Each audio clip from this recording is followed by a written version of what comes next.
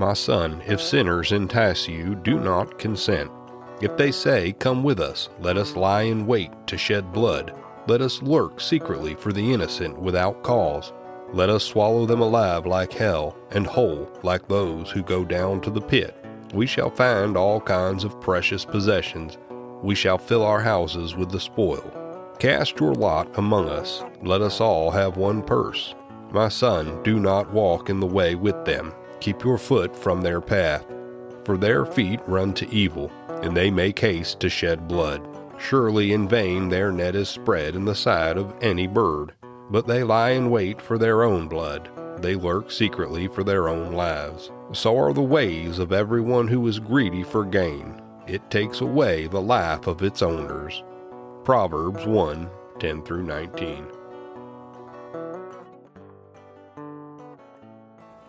I'm Darlene. And I'm Melody. This is Hard Times and True Crimes.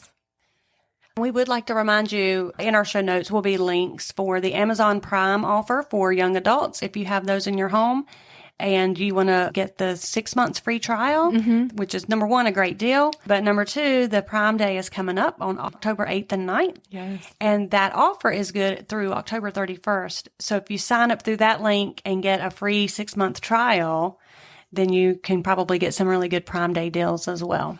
Yes, I highly recommend. Well, we're not drinking anything this Nope, not evening. today. No, it's too late for that.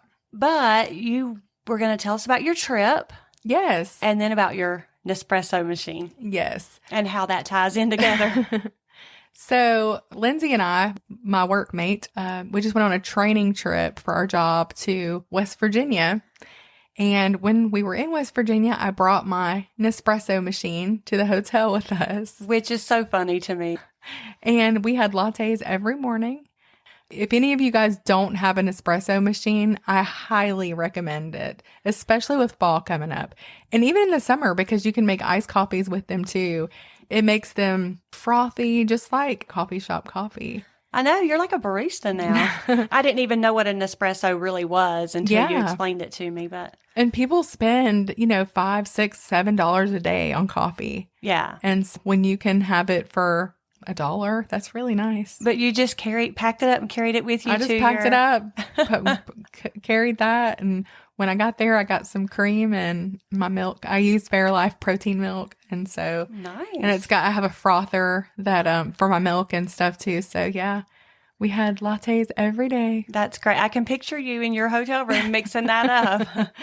Yep. So we'll actually leave the link in our show notes. If you're interested in an espresso machine, you could click through on that link to Amazon. We would get a small commission off of any purchases, which helps keep the show going. Yes. We're just a 2-person. We're keeping everything going, and it's a lot sometimes. Yeah, this week especially. So we should. Yes. You want to tell them what happened? Yeah, so we actually recorded this episode Monday so that we could have it out for you on Wednesday because we had both been gone the week before. So we were already doing it last minute. Yeah. So we were recording Monday, editing Tuesday. We would have it out Wednesday morning. But I went to edit Tuesday and realized that you could not hear Melody at all. There was just an error. And so we lost the entire episode. Darlene called me in a panic.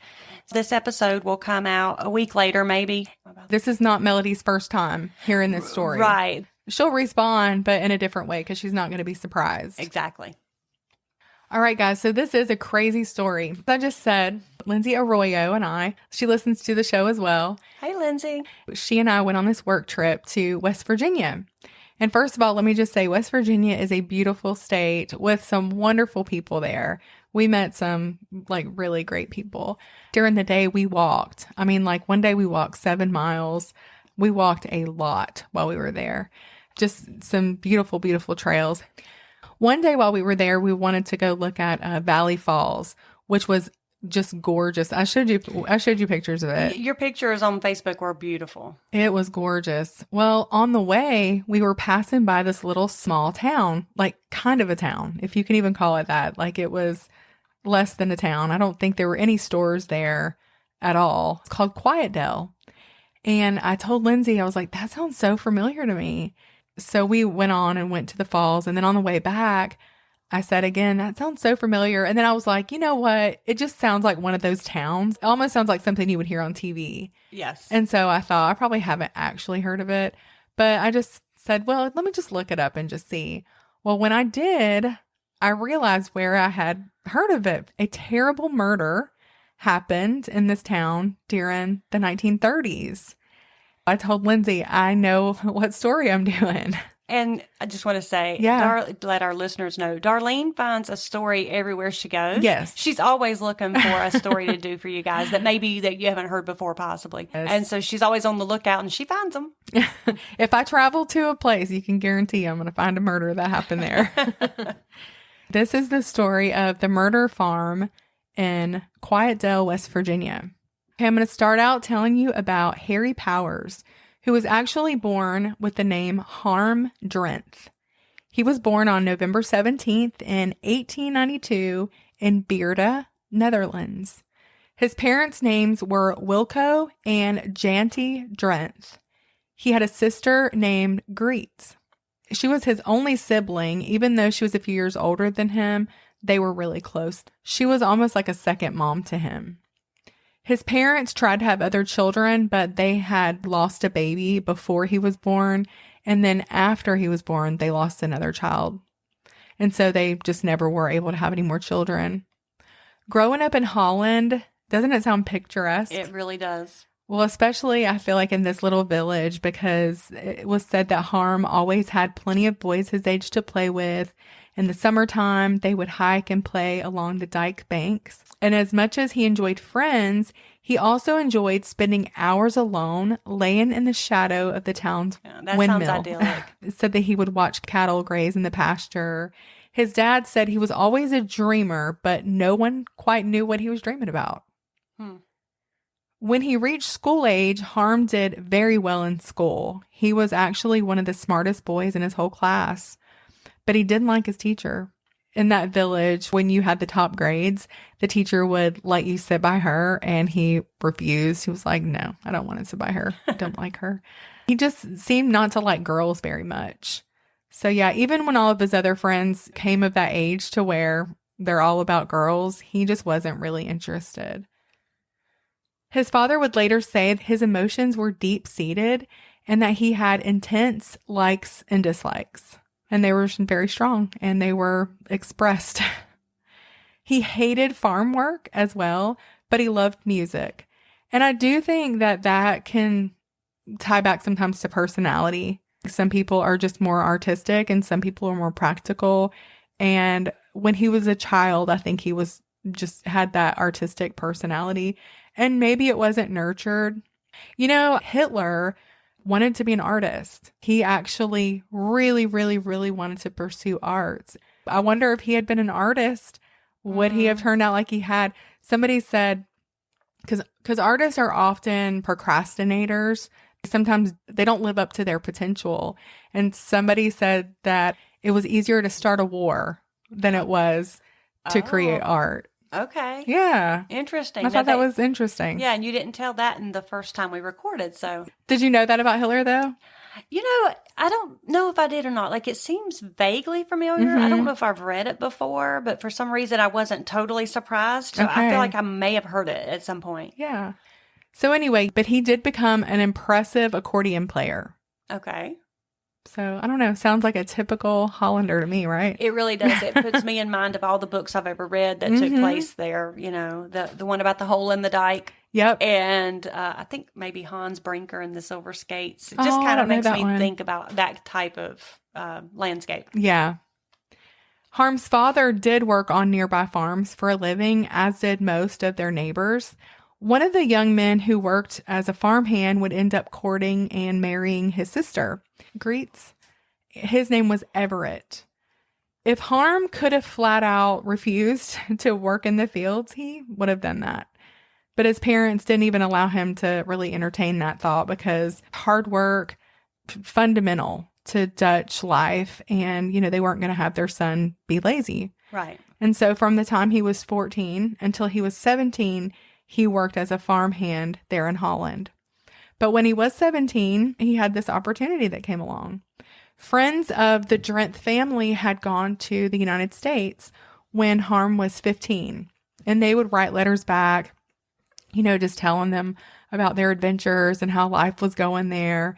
And it sounds so exciting to him. He begged his parents to let him go.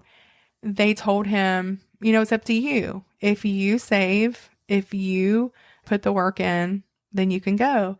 And so after several years of planning and being frugal and saving his money, in April of 1910 at 17, his parents allowed him to go to the United States ahead of them to stay with the Baker family. By that time, they had also decided to immigrate. His parents wanted him to go ahead and start working down here and maybe just settle in and become a man. Right. I mean, he is 17. Right. They hoped that this would be the start he needed to grow up. And so he moved with the Bakers to Cedar Rapids, Iowa. His parents, sister, and brother-in-law would immigrate to the U.S. later in that summer of 1910. By the time his parents had arrived, their son had already left the Baker farm, complaining that he was so sick of always being told what to do.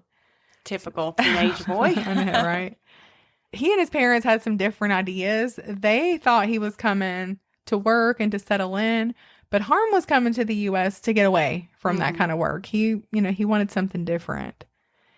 So he and his family around this time, they also changed their first names to more American sounding names, which was a common thing immigrants did back then. When they moved to America, they became American. Yeah. And you've actually done some previous episodes where that was the case as well. Yeah. And they may have done that to not be discriminated against. I'm not sure. I don't know if it was their thing or just something they felt like they had to do, but they did it. And so Harm became Herman. Herman adapted quickly to life in America, and at just 19, he became fluent in English, which made him bilingual. Unfortunately, around this time, he also started heavily drinking alcohol. His family, they weren't teetotalers. It wasn't like they didn't believe in drinking any alcohol. His father, Wilco, would have a drink now and then, but he was also a man who believed in moderation, and he despised drunkenness. And so he would, get on to his son, and that led to frequent fighting between the two of them. One day when he'd been drinking, his father went out there and told him, "Come on, what are you doing?" And he was like, "Oh, I'm not doing any more milking. You're not going to make me," that kind of thing. So they ended up getting in this big fight.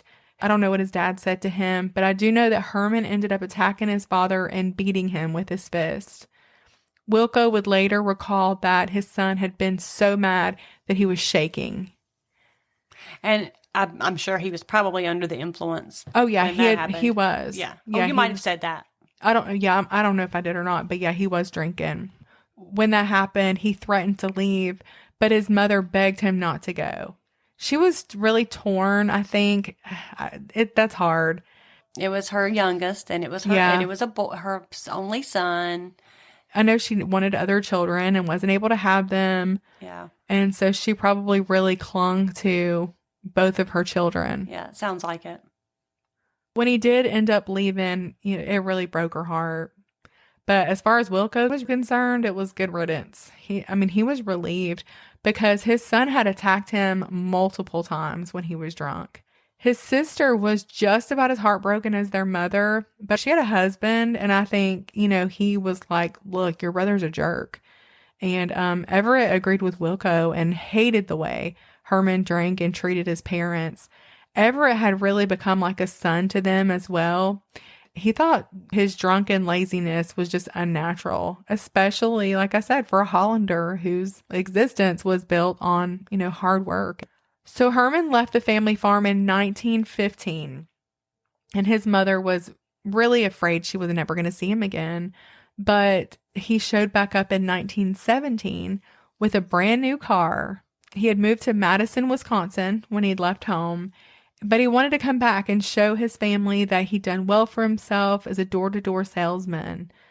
So his mother and sister, they were really happy to see him. They fixed this big dinner for him that night. Even his father and brother-in-law were impressed. I mean, he was wearing this spiffy new suit and these wire-rimmed glasses with a hat. That car was really nice. So he had done well for himself Yeah. somehow or another. He had. Herman, and he even made amends with his family. So much so that his father ended up giving him $4,000 to go in together on a farm in Wisconsin. Since Wilco couldn't read, write, or even speak English, Herman would be the one to take care of all the business. But on the deed, he only listed himself. Of course. Shocker. Also, he never let his parents even see the contract. When he sold the farm, they didn't get a dime. I wonder if they were really that gullible, or if they just didn't want to push the issue with him because he had just come back. $4,000, I don't know. That's a lot of money. That's a lot of money back then. Yeah. I think for whatever reason, I think they trusted him. I don't know that he had any issues with being a thief before. Oh, okay. And so they maybe didn't have a reason not to. They knew he drank and he had a temper, but maybe they didn't think he would steal. Yeah. You know. Maybe he did seem to be doing so well for himself. Yeah. He didn't maybe have any reason to. Exactly. By 1921, he was 28 years old, living in Madison, Wisconsin, working as a door-to-door salesman, and was going by the name Harry Powers. He'd met and started seeing a 21-year-old young woman named Rose Stricklandale. He fell madly in love with her, which was something because he'd never really been attached to any woman besides really his mom and sister. But he was super interested in Rose. However, she really didn't want anything serious with him. She was fine to go out casually dating with him, and she thought he was really nice. She didn't want to hurt him, but she never saw herself getting serious with him, if that makes sense. And I don't know if he had fooled himself into thinking that she really liked him. I think guys do that a lot. Yeah. He was shook to his core when Rose cut things off with him. And she did it pretty abruptly. I think she was just like, look, I'm not interested in a relationship. And anyway, he was really mad when he found out that she had gotten married to somebody else. Yeah. He got Probably so by mad. surprise. Yeah, it did.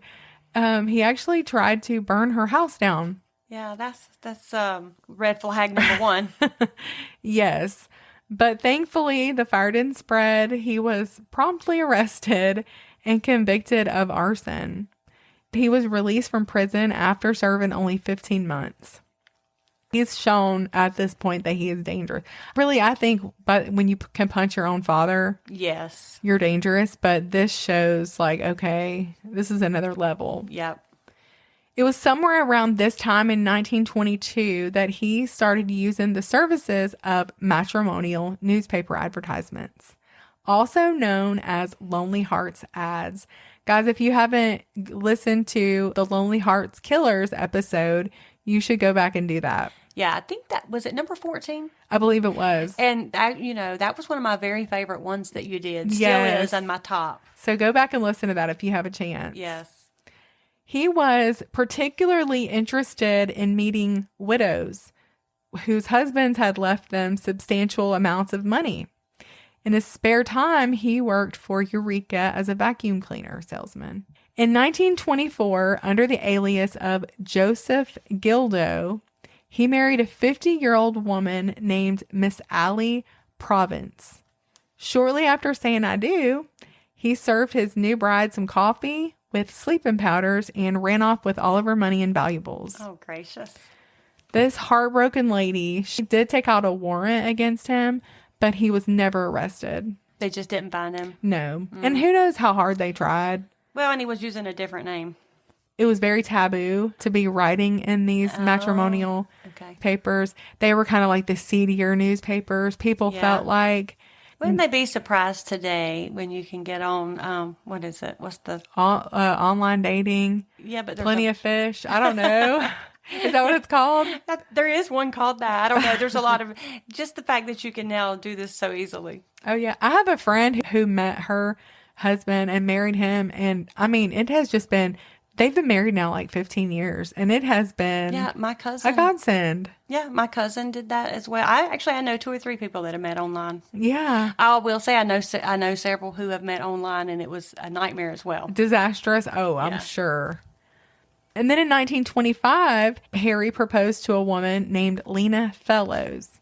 She thought they were going to go elope, but instead he stole her money and her jewelry. Well, we know he doesn't like hard work. No, he does not. And this seemed easy to him. Yeah. Then again, I'm like, my gosh, just go get a dang job. Right.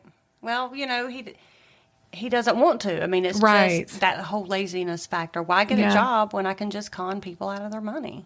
But in the end, isn't this, I mean, as the story like it's plays hard. out, isn't this much more work? I don't know. Trying to fool people and having to pretend to date somebody you don't like, that does seem like an awful lot of work. Right. And live with yourself. But I mean, I don't think he had a problem with that. But. Yeah.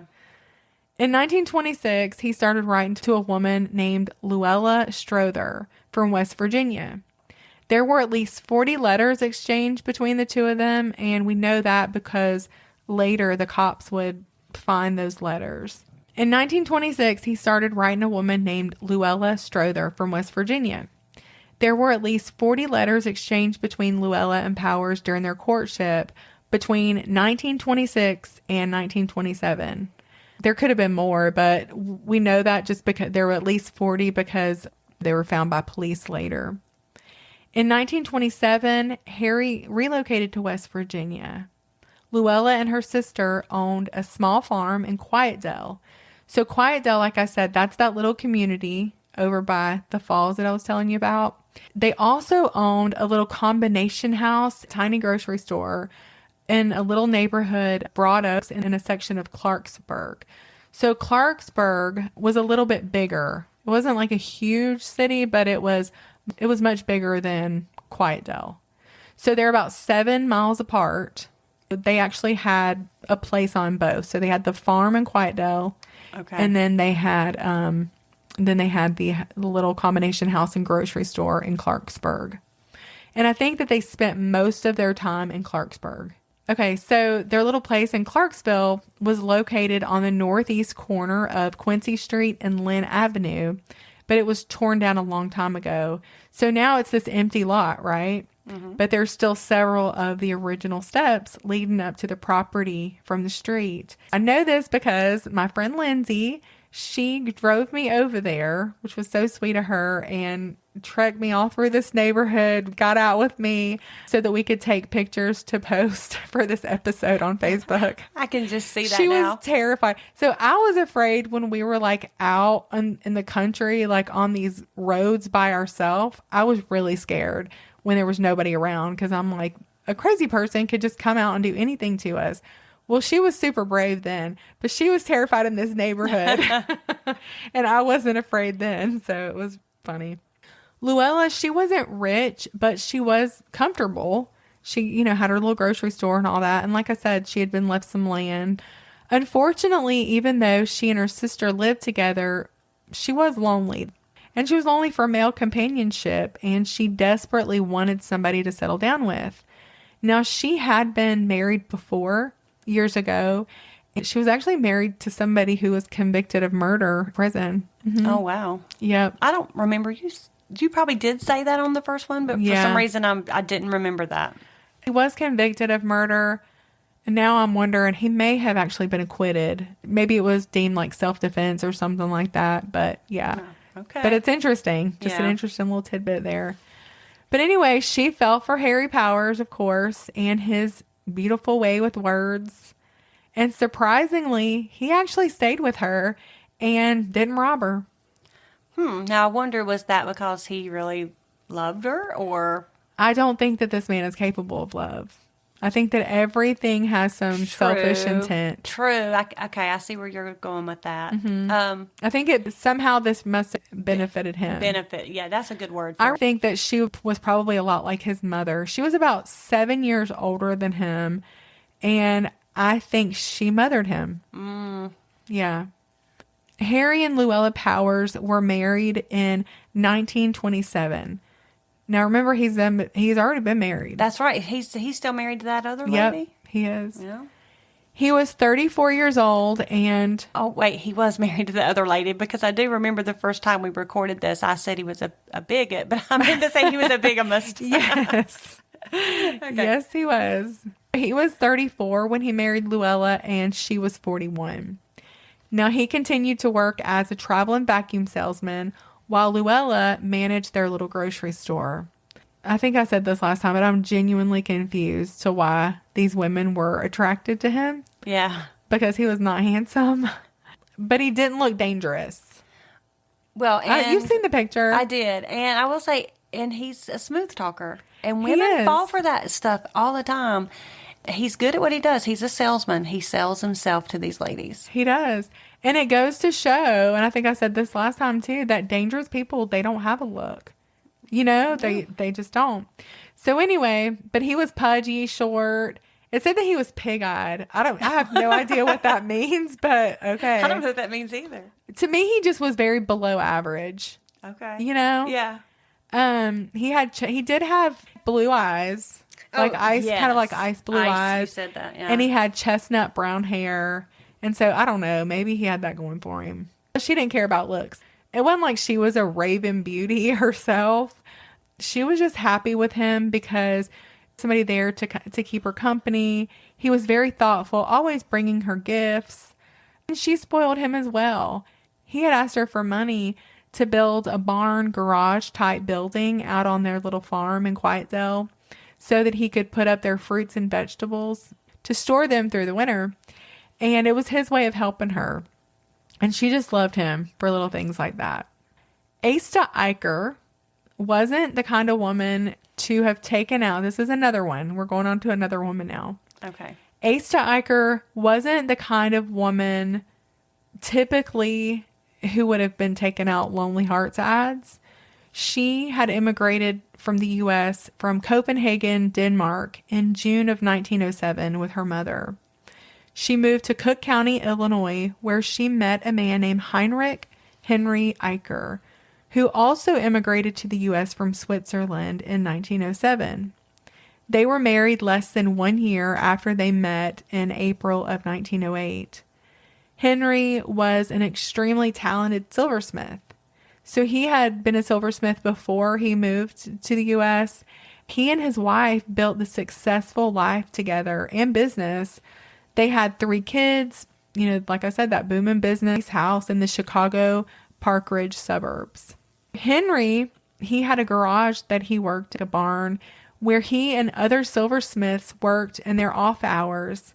He did the physical work, and Asta, his wife, created the designs. So they were like a dynamic duo. They became very famous. Like, some of his work is in the governor's mansion in Chicago. He created a silver chalice for St. Mary's Catholic Church in Park Ridge. Some of their work did like tea and coffee services. They did water pitchers, fluted bowls, salad servers, vases, bread trays, jewelry. So he was good at what he did. He really was. So he got an agent to sell their items in specialty shops all around the U.S. That's how he was able to make money, and make money he did. Asta's life, it suddenly changed when tragedy struck on August 12th in 1923. I don't know exactly what happened, but I do know that a couple of years before this, he had started having maybe some pretty severe mental health issues. He succumbed to that on August 12th in 1923. And I think that may have been suicide. I can't find anything to corroborate that, but I can't imagine what else it would have been. Right. And they didn't really talk about that back then. Those were, you know, very private things. That age, he wasn't thinking he was going to die. So he didn't leave her life insurance. And they had this really nice house, and they had money that would last a while. Yeah. But it was going to run out. Right. It's not going to last forever. In fact, I know at the bank, they were really trying to help her, and they wanted her to sell her house, but she didn't want to do that. But if it was suicide, it seems like he would have taken care of that before. Depending on how bad off what state he was. of mind he was in. Okay. And I don't know. Yeah. I just know that everything I read, he had some pretty severe issues. Yeah. So Asta, though, she continued to keep the shop's silversmiths, you know, because they all worked together, and she actually let them continue there for several years. So ended up having to bring boarders in so that she could, you know, survive. But then she ended up having to close the shop. By 1931, her resources, they were all but gone. So about 8 years it lasted her. She did pretty good to hang on that long. She did. I think she was thrifty and did the best she could. By 1931, she had her house, though, but that was about it. But one day she saw this advertisement in the newspaper.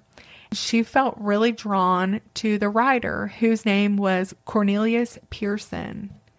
Asta knew that she did want to remarry someday, but she didn't know how to go about it. And when she saw this ad, it just sounded so good. And she thought, maybe this was a way for her to connect with somebody.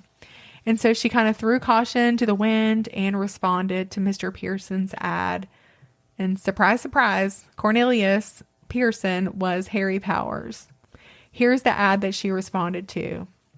Wealthy widower, worth $150,000, with income from $400 to $3,000 per month. Civil engineer, and a very fine-looking man of 38 writes, My business enterprises prevent me from making many social friends. I am therefore unable to make the right kind of women. As my properties are located through the Middle West, I believe I will settle there when married. I am an elk and a mason. I own a beautiful 10-room house, completely furnished. My wife would have her own car and plenty of spending money, but she must be a strictly one-man woman. I would not tolerate infidelity. Am now living in West Virginia. Yeah. Fine-looking man. And he put all that about his income in there. Oh, of course. I mean, he is a salesman. He is a smooth talker. And I don't think nowadays you might think, oh, well, she's worried about money. Women did not have the means to make money back then like they do now. Right. And she still has 3 children to provide for. Yes. So I'm sure she had to take that into consideration. Absolutely. She did. He sounded good to her. Yeah, I mean, he sounded good. like the whole package, right? Mm-hmm. The thought of being loved again, it sounded good. And he ended up writing her back. Of course, it was like, maybe it's fate. And so the two started this long courtship via mail.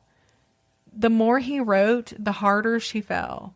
He wrote her about how lonely he had been and how excited he would be to marry her and to become the father to her children. Greta was 14, Harry was 12, and Annabelle was 9. They were good children, and they wanted their mother to be happy. She told her kids about him. He had asked her not to tell anybody about him, but she did told him. She was like, well, I've told my children, Yeah, as she should have. Exactly. Asta wasn't the only one who responded to this ad. He was receiving anywhere from 10 to 20 letters a day from various women all over the United States. And that does still go on today in the form of email scams and I know. all of that. I just got a letter on Facebook the other day. I told you this, that I got a message that said, "Good morning, Queen." I was like, block. And you're doing, they're fishing. Oh, yeah. They got about 3 pictures on there, and they're always like a military guy. Uh-huh. And like, Yes, I've gotten a few of those. they always have a child with them. Oh, yeah. Or a dog. Right, I've noticed the military guys have a picture of them with their dog or Yes. whatever. But again, it seems so obvious, I'm not falling for that. But there are lonely women out there who still do fall for that. I know somebody who did not that long ago. And I didn't want to tell them because they were so excited thinking that they were dating somebody in the military.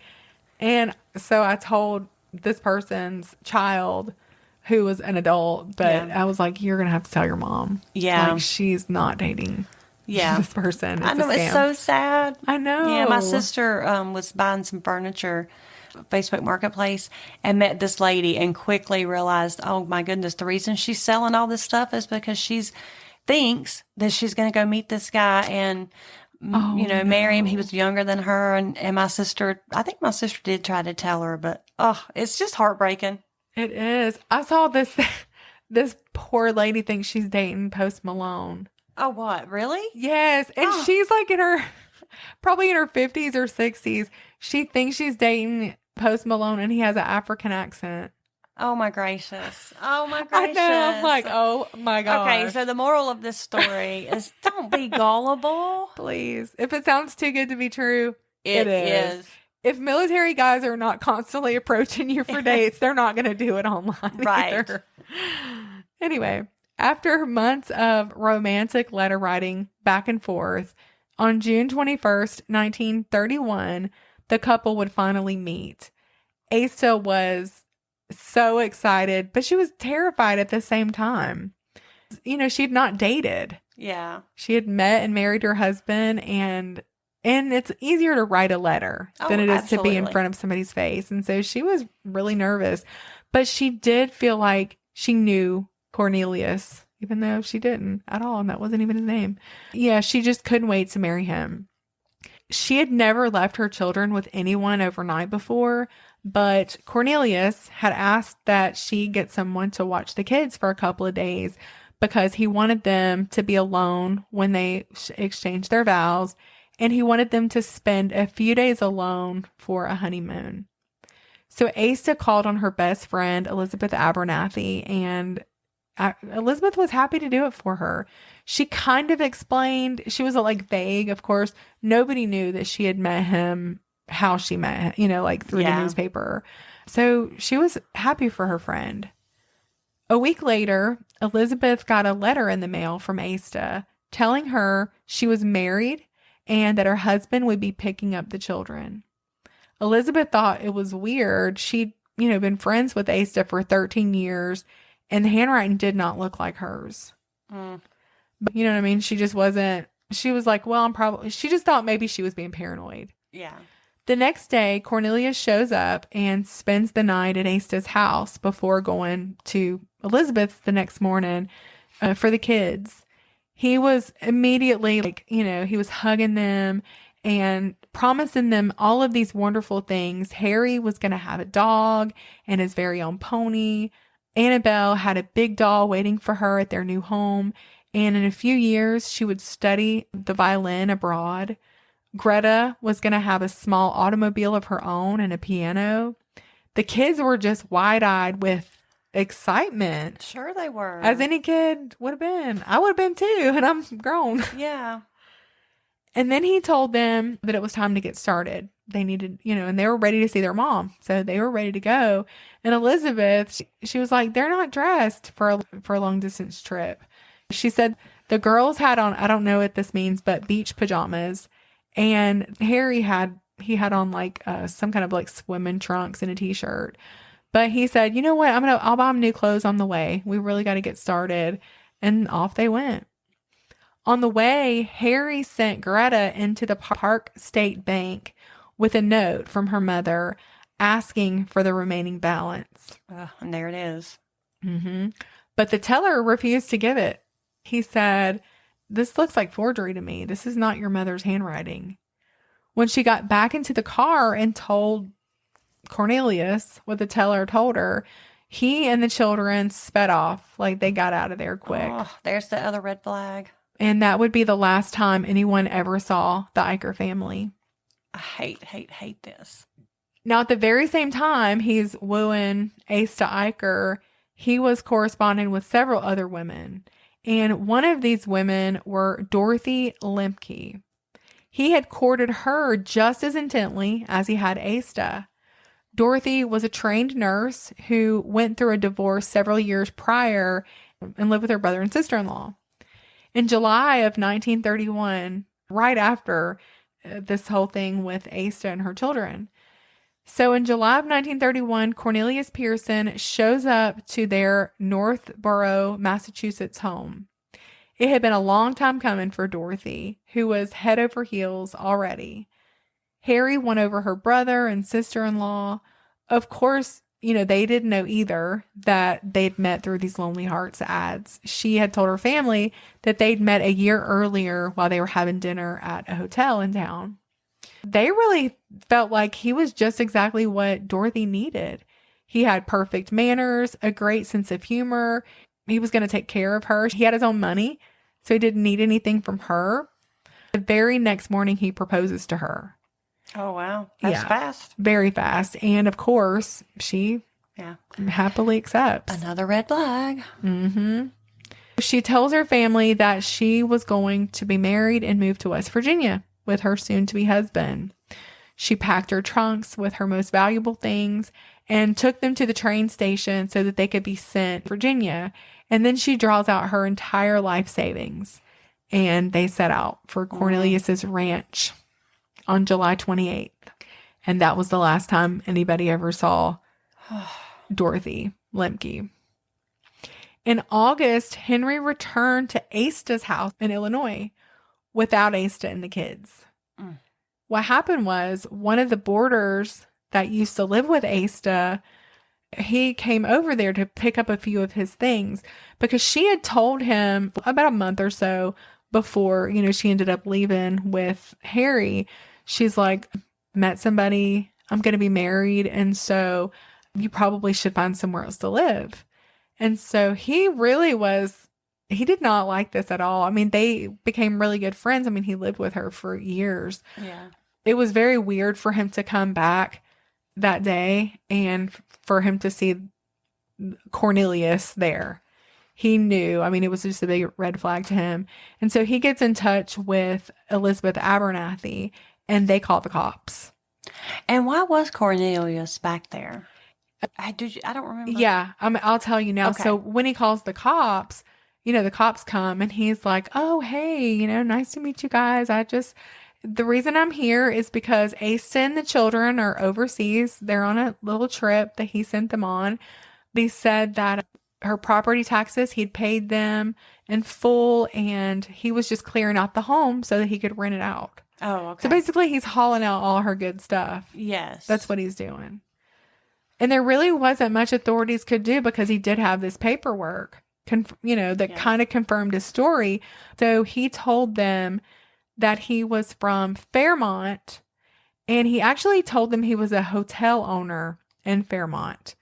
Now, remind you, he said that his name was Cornelius Pearson. So what they did was they called, and they're like, no, there's not a hotel owner by that name here. They do a little bit more digging. What they did was they went back to her house, and they found those letters. Uh-huh. Yes. And so then they're like, okay, they see that Cornelius is actually from Quiet Dell, but he also has an address in Clarksburg, this P.O. box in Clarksburg. So the West Virginia and Illinois authorities, they worked together to investigate the whereabouts of Asta and the kids. And it didn't take them long to figure out that Cornelius Pearson was Harry Powers of Quiet Dell.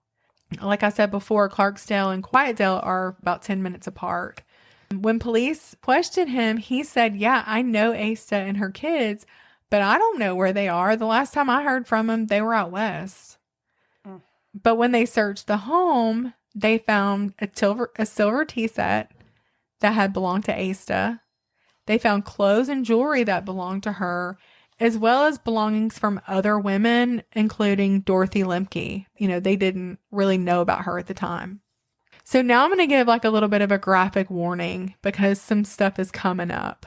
If you did not like the Wineville chicken coop murders that we did, episode, I think 16 and 17, you're probably not going to want to listen to this part because it was fairly graphic. Yeah, it was. When they searched the garage, they happened on this soundproof dungeon room, hidden, 4 chambers in it. And inside one of them, there was this trunk with hundreds and hundreds of letters from various women and jewelry and all kinds of, stuff belonging to not only Asta and Dorothy, but many other women. But the most disturbing thing they found were nooses that were tied to the rafters in the ceiling, as well as dried bloodstains and even human hair throughout one of the chambers. The thought of that is just horrendous. Oh, yeah. And it was like chunks of hair. Oh. So police, they brought equipment out there and they started digging all around the building, but they weren't able to find any bodies. And they were actually just getting ready to give up when a 14-year-old boy came over and told police, hey, I helped Harry. I helped him dig a tunnel in the cellar. That is chilling. Yes. And so police went down into the cellar with picks and shovels, and within a few minutes, they uncovered the first woman's body. Mm. And within an hour, they found the bodies of the 3 children. And then there was another woman, and at the time, they did not know who she was. They were all hidden underneath the dirt and slime of this filthy sewer. The woman's body, she had been killed by being smashed on the head with some sort of heavy object. Her hair was torn out of her scalp. They weren't sure, whether this happened fighting for her life or after her death. Also, she had a noose that was still tied around her neck, marks all over her body. She had clearly been tortured. The bodies were found wrapped in burlap sacks, and they were buried about 4 feet under this sludge or whatever it is. Ugh. Harry Powers was arrested. And within a few hours of this discovery, of the bodies, a large crowd had gathered around the city jail. And they had to move Harry Powers to a stronger jail because he was not safe. I wish they had just left him. Yes. The discovery of the bodies didn't seem to bother him one bit. He said he didn't have a damn thing to say. He said the last he saw of Miss Eicher was when she left by train for Denver, Colorado, accompanied by some man named Rogers from Pittsburgh. Luella was standing by her man. That just so surprised me. She said she could not believe that he would do something like that. He wouldn't hurt a fly. She didn't believe that he had done it, but then he confessed. So here's what happened. He had driven Asta to his farm and locked her up in one of those soundproof chambers. There, he forced her to write and sign these various notes that I guess he would think of and then, take them in there for her to sign. Yeah. He bound her hands and her feet and suspended her up in the rafters of one of those 4 chambers. This poor woman was just tortured. He even left her hanging up there for days while he drove to Illinois to go pick up her children. Now, remember, he didn't have to go pick up the children. Right. And that's... It's The children were not there. It's unfathomable. Mm-mm. He could have just left them. Yep. But instead, he picked them up and brought them back and bound their hands and feet as well, suspended them up in the rafters. And I just keep thinking, what was the point when they knew that he was not their stepdad? They were not getting a doll and a horror. Like, he was going to hurt them. Horrendous. The fear that they must have felt. Yeah, the pure blood-chilling fear that would go through you. I can't hardly think about it. I know. It breaks your heart. So he brought them back, bound their hands and feet, suspended them up in the rafters. Like I said, there were these 4 small chambers that were separated by brick walls. Powers admitted that their terrified screams sexually excited him. Ugh, disgusting. He said that the sight of his victims beat any cat house he had ever been in. That makes me sick. I know. He is truly disgusting. A piece of filth. Mm-hmm.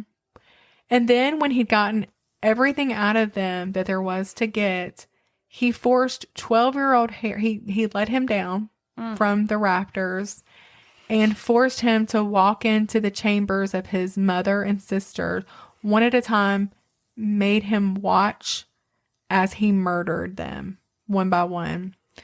He slowly strangled each of them. Not only that, there were marks. I even read that they had been hacked by axes. He made him watch, like I said, as he slowly tortured his mother and sisters. And then he turned to Harry and bludgeoned him to death with a hammer. How awful. And the hammer was found just right beside his body in that grave. He would halfway clean up his mess before going to Massachusetts to repeat the same horrific act with Dorothy Lemke. Police were sure that these were not his only victims. Right. And sure enough, he's tied to several other murders. Now, these are the only ones that he was ever charged with, But there was a Miss Johnson whose name was found written. They found her picture in his possession. And she had left her home about 2 years before the murders to marry a man in Iowa. So he had been doing this for a while. Oh, yeah. And he was in Iowa. And she was never heard from again. Yeah. There was also a Mary Baker who worked as a department store clerk. And she was also tied to Powers. Also, while the grand jury was considering this case, the body of a 42-year-old shoeshine man was found in the hills near Powers' home. He had been shot through the head. He had been a friend of Powers and had mysteriously disappeared last June right after being seen with him. Mm-hmm. He was also suspected in connection with the involvement in a 1928 disappearance of a man named Dudley C. Wade, who was a vacuum cleaner salesman. He had worked with this guy, and they had been into arguments and stuff. They were both stealing these Eureka vacuum cleaners, and they were in on this scam. He also was found dead, and he was actually suspected in that one, but just didn't have enough to tie him to it. And then there was another Jane Morris in Illinois. Anyway, he clammed up and refused to give any information about any of those murders. He said, "You got me on 5. What good would 50 more do?" Oh, gosh. And there's really no telling how many there were, how many victims. Oh, yeah. And cops say that they believe he had up to about 50 victims. Oh, man. Harry Powers was officially charged with the murder of the 2 women and the 3 children. He mysteriously received 2 black eyes and bruises all over his body. I showed you those pictures. You did, and I didn't feel a bit bad for him. No, but I believe they beat the tar out of him. I believe they did. Supposedly he fell down the stairs, which I don't believe that.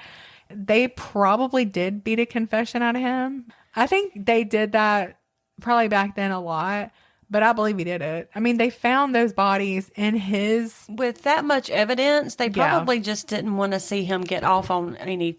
I don't want to see somebody like that get away with it. I mean, how many other people would he have killed? Exactly. I think they did probably what they felt like they had to do. I think so, and I'm here for that. Me too. Reporters found his family. Remember I told you his dad? Oh, that's right. Yeah. Yeah, so they ended up finding them. They go out and they, want to have a discussion with his dad. His dad tells them that, his mother and sister had died 5 years earlier, within just a couple of months of each other, and I'm not sure what happened. His father was living with his son-in-law and grandchildren. When asked about Harry, he said, "He's my blood, but if he did that, he needs to die." Well, it's right. Exactly. And it takes a lot for a dad to say that, It I'm does. sure. But on December 7th in 1931, Harry's trial began. He was only standing trial for Dorothy Lemke because they tried him separately for each of them. They wanted him to get the death penalty. right. And so they're like, well, if he don't get it on this one, then we'll try him on Asta Eicher. And if not her, we'll do the kids until we get one, Yes. which is a smart thing to do. So yeah, he's charged of killing them in his specially constructed chamber.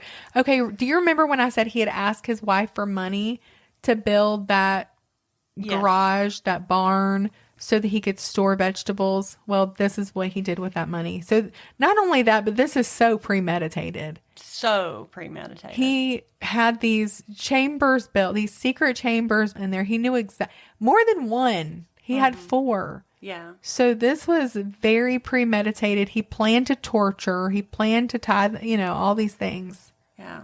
Which is Terrifying. in court every day. He wore a newly pressed suit, black Oxfords, a white shirt, and a black and white tie. He wore a pair of tortoise shell glasses that made him look kind of studious, they say. His wife had changed her tune by the time court rolled around. She said that she was through with Harry Powers and that she wouldn't have him turned loose for $100 million. And I was surprised the first time around that she even stuck with him to begin with. Mm-hmm. But I was not surprised that she turned against him when you tell the next thing.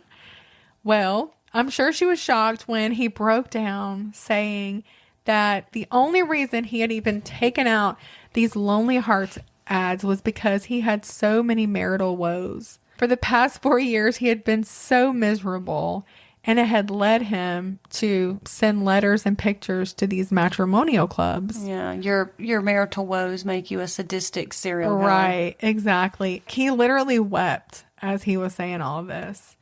It was discovered also that he had purchased a substantial amount of life insurance on both his wife and her sister. And that's when she probably turned against him. I'm sure, because she would have been killed. Yes. I told you, the only reason he stayed with her, he was getting some benefit. When that benefit ran out, she was dead. She was on borrowed time. Absolutely. His lawyers begged for sympathy, begged for mercy. They, brought the Bible into it and said how the Lord would want mercy, how the death penalty it's just terrible. And also, of course, he said that he had a coerced confession because of being beaten. But when the jury heard this overwhelming evidence, it didn't take them long to figure things out for themselves. They deliberated for an hour and 47 minutes on December 12th in 1931, came in and read, "We, the jury, find the defendant Harry F. Powers, alias Cornelius Pearson, guilty of first-degree murder. He was sentenced to death by hanging." He never even pretended like he was sorry. He went back and forth from saying he did it to saying he didn't do it. On the day of his hanging, Powers cried. He like sobbed. they always do. Well, yeah, because they have tons of compassion. It's just not for anybody outside of themselves. Exactly. He went over to the Bible in his cell, put his hands on it, and said, "On this book of God, I swear by the teachings of my mother that I know nothing about it." He continued to cry for hours. When the guards came to escort him to the gallows, when they came back in a few hours, though, he was calm and resigned. He had on his dark suit, his white pinstripes, a bright blue necktie with a broad cloth white shirt. His face was cleanly shaven, and it's really ironic because it was like he was dressed for a wedding. Or a funeral. Exactly. On the way to the gallows, he told the police that were transporting him there how these two mysterious men were actually the ones that were responsible for the murders, not him. Right. So he's going to try up to the very bitter end Of course. to get out of it. It just makes me sick. When he was walked down to the gallows, went out there, and he was asked if he wanted to say any farewells, if there was anything he wanted to say, and he said no. They said it was really kind of chilling because for like 2 minutes straight, he just glared at the reporters and everybody there. Like, it said that he just looked so mad. Most people, when they're on death row, I think the guards are of the opinion they're about to pay for their, for their crimes. And they genuinely, they treat them pretty well. They have a little compassion. They do. Because they are going to their deaths. They know that they've done horrible things. It doesn't mean that they think they shouldn't die, but they typically, to the best that they can, they kind of make friends with them. And typically the prisoners really do love them. They're the last people that they're with, that they have relationships with. Yeah. In fact, I don't think we have covered one story to where they haven't made friends. Well, now that you mention it, you're right. I don't think so either. This was not the case. He did not like them to the bitter end, and I don't think any love was either way. Yeah. They didn't love him either, or like him either. Yeah. Finally, when he decided not to say anything, the chaplain came over and said, "We commit Harry Powers' soul to God, and we ask that he pardon his sins." In the days before his execution, he had spoke to the chaplain and told him he would believe in God, basically did this confession thing, and I guess prepared to die. The devil believes in God. Exactly. While he was in the Clarksburg jail, though, he had said he was an atheist. When it was time, the guard put the death cap over his head, the trap door was sprung, and Powers hung for 11 minutes, feeling what his victims felt. Yeah, that's very fitting for him. It is. Then it was time for him to really to face the real consequences of his... The wrath of God is a scary thing. Yep. A few minutes after Power's body was removed from the death chamber, someone brought an envelope addressed to the warden over. And in that envelope, there was this letter, and it was from Harry Powers. And he was saying how he was innocent and how wrong the death penalty was, and how the death penalty did not reduce the number of murder cases. In fact, he said there were more murders in West Virginia than there were in Wisconsin, and there was no death penalty in Wisconsin. So to the end of time, he is thinking about himself. Yes, to the very bitter end and beyond. But the chaplain did let it be known that Harry Powers had been meeting with him and had confessed to him. You know, and the sheriff said he had confessed. Yeah. He signed confessions. Was his confessions coerced? I don't know. Did he say and do all those things? I don't know. But he did it. There was enough evidence that Yes. whether it happened exactly as they said it did, all of them say yes. These are the things that he said. What I'm saying is there is enough physical evidence that they didn't have to stretch that out far. There was enough there for them to draw very reasonable conclusions. Right. And his confession to the chaplain wasn't coerced. It wasn't. So he did it, whether the details were a little different. Exactly. But the evidence of that torture chamber tells us that the evidence was not far off. No, this was his torture chamber. It was. That he built. He did all of those things. He definitely committed the murders. He definitely tortured them. Mm-hmm. He brutally murdered them. His wife did not claim his body. And he was buried at Whitegate Cemetery, also known as the Prison Cemetery at Tom's Run. Now, Lindsay and I were actually going to go there, but it was a little further than we wanted to drive. The year after Harry Powers' execution, Wilco Drenth, his father, who had lived with his son-in-law for the past 4 years, committed suicide. Oh, that's very That tragic. breaks my heart. Yeah. Happened on October 6th in 1933. His grandson heard the shots and found his grandfather upstairs slumped over on the floor. It was really surprising to the family because he had been in great health. He was in good shape financially, like he had saved his whole life and he had a nest egg, he had money. He and his son-in-law were just about to make a trip to Michigan for several days. In fact, he already had his bag packed. Yeah. And so they were leaving that next Sunday, and the family was just very surprised and didn't understand. You know, he had been a widower for 5 years. Yeah, I mean, who knows what he was dealing with internally, knowing that about his psychopath son.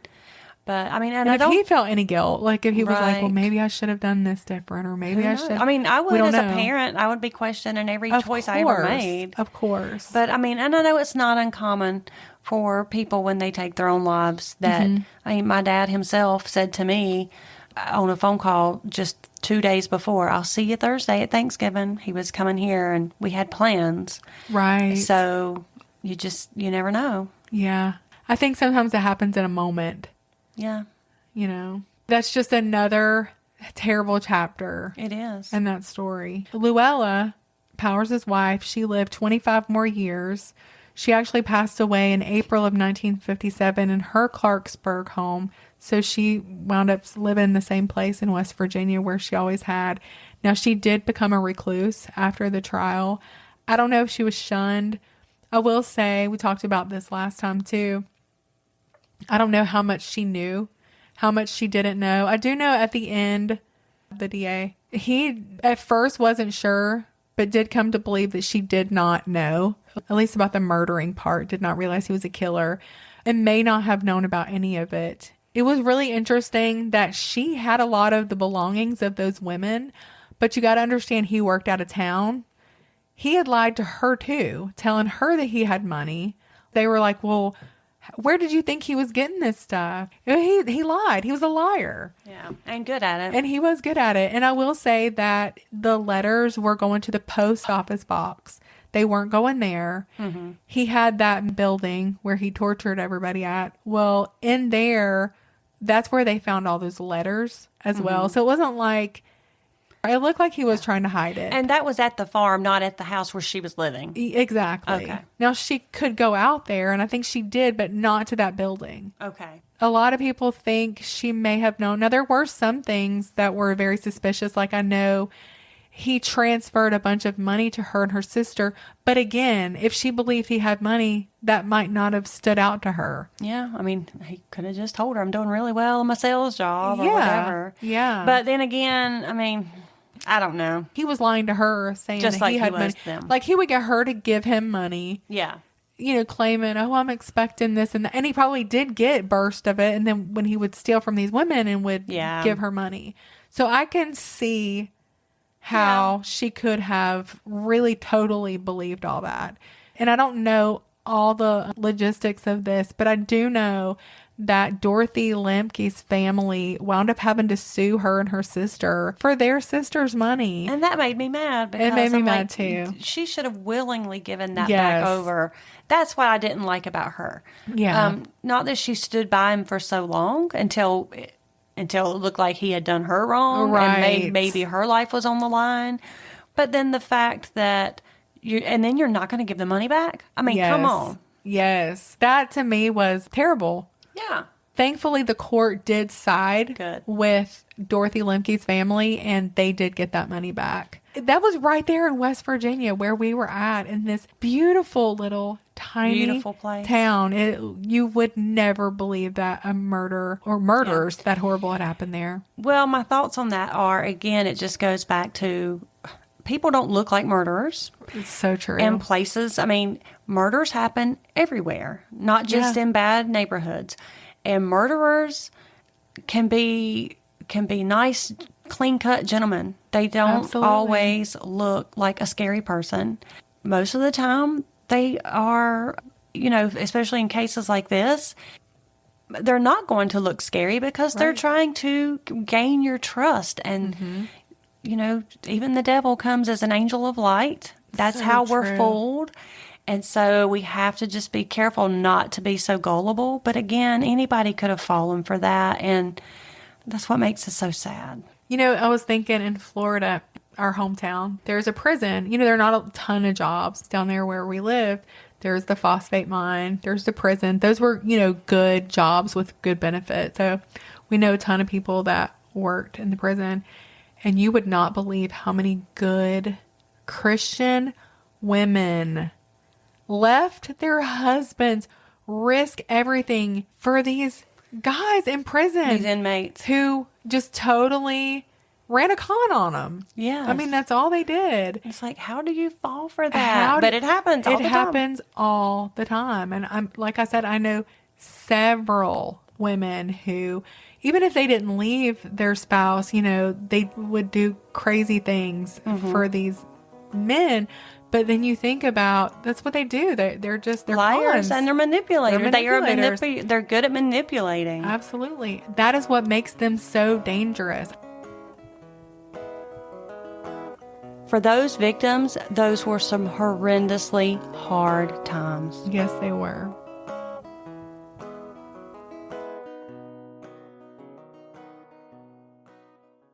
I've never used an espresso coffee machine, but I've bought 2 of them, and my wife assures me they're worth every penny. And if you're interested in buying an espresso coffee machine, if you go to the show notes and click the Nespresso link on Amazon Prime, Hard Times and True Crimes will get a small commission for that and anything else you buy once you've clicked that link. So you make sure you tell everybody you know, and a few people you don't, to check us out. Till next time, goodbye.